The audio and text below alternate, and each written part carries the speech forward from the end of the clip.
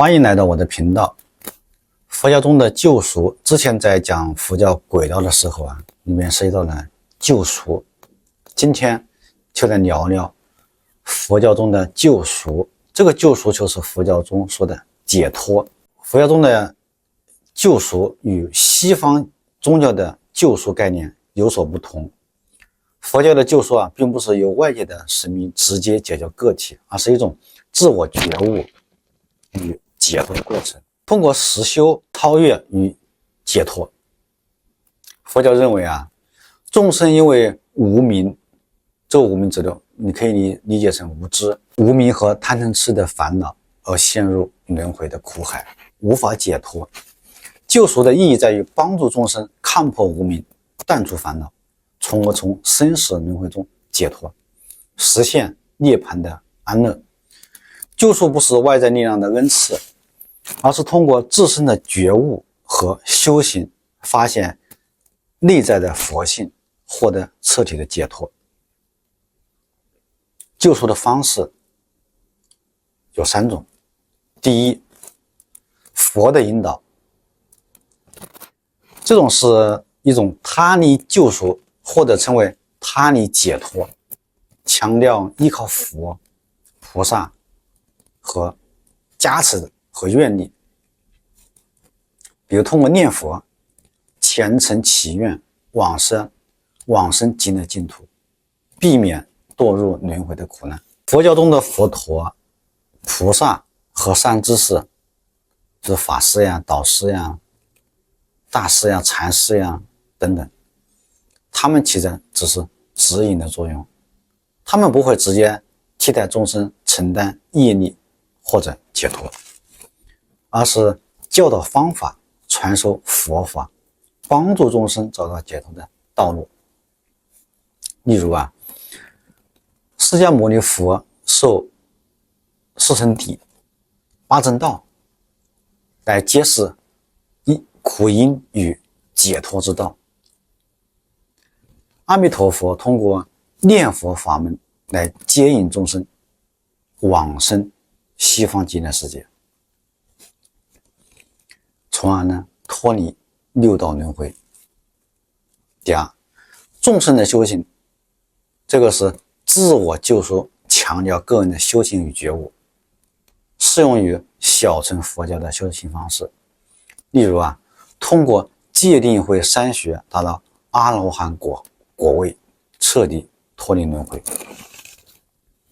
佛教认为个人解脱的根本在于自己的修行，主要包括以下一些内容。第一就戒定慧其实简单的说就戒定慧，像持戒、约束身口意3业，减少恶业积累，修定，通过禅定提升专注力，清除妄念，修慧，通过闻思修法获得智慧，破除无明，发菩提心，立志度化众生，走上菩提道。第3种是因果与业力的清净。大乘佛教强调自他两利，既度化自己，也帮助众生解脱。通过发菩提心，既追求自身的涅槃解脱，也努力让更多众生得到救赎。众生因业力造作堕入轮回，解脱的关键在于清净恶业，积累善业，这需要一个过程，比如通过忏悔、真诚悔过，以消除业障，行善布施、持戒等善行积累福报，以解脱奠定基础。第2大类，救赎的最终目标是什么在佛教里来说是涅槃与解脱。涅槃指熄灭贪嗔痴烦恼的状态，是解脱的终极目标。解脱指超越轮回的束缚，不再受生死业力所困。第3大类，佛教与西方宗教救赎的差异。这张表格对比了佛教和西方宗教，如基督教在救赎理念、修行方式和基本教育上的差异。佛教和西方宗教在救赎观念上的核心差异反映了两种文化与宗教哲学的根本不同。佛教偏向于个人努力和内在的修行，体现了东方哲学中的自律性；西方宗教则强调外在的力量和依赖和神的恩典，更强调人与神的关系。佛教呢，强调自力修行，即通过自身的努力来达到解脱。佛教认为每个人都有觉悟的潜力，只是依靠智慧这里的智慧指的是不是我们一般的智慧，是大智慧。只要依靠智慧和实践，这里的实践指的是戒定慧三学，就能解脱轮回的束缚。解脱的途径是需要修行、觉悟和止观。止观有如八正道、禅修等，依靠的是内在的智慧，而非外在的力量。而西方宗教如基督教强调信仰的力量，通过对神的信仰和服从获得救赎。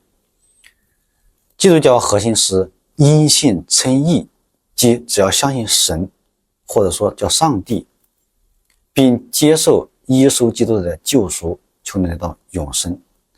神是全能的，而人类需要通过恩典的实现救赎。个人的努力如善行固然重要，但更依赖神的旨意。佛教的解脱更偏向于内在个人修行，而西方宗教更注重信仰和外在的神圣力量。佛教救赎的核心是通过众生通过学习佛法，实践修行，消除业障和烦恼，最终实现解脱。佛菩萨为众生提供智慧的指引和愿力的加持，但众生需要依靠自己的觉悟，才能真正超越轮回，达到涅槃的彼岸。这期就到这里，感谢大家的观看。如果您喜欢我的节目，请关注或分享给您的朋友。您的支持是对我们最大的帮助。咱们下期再见。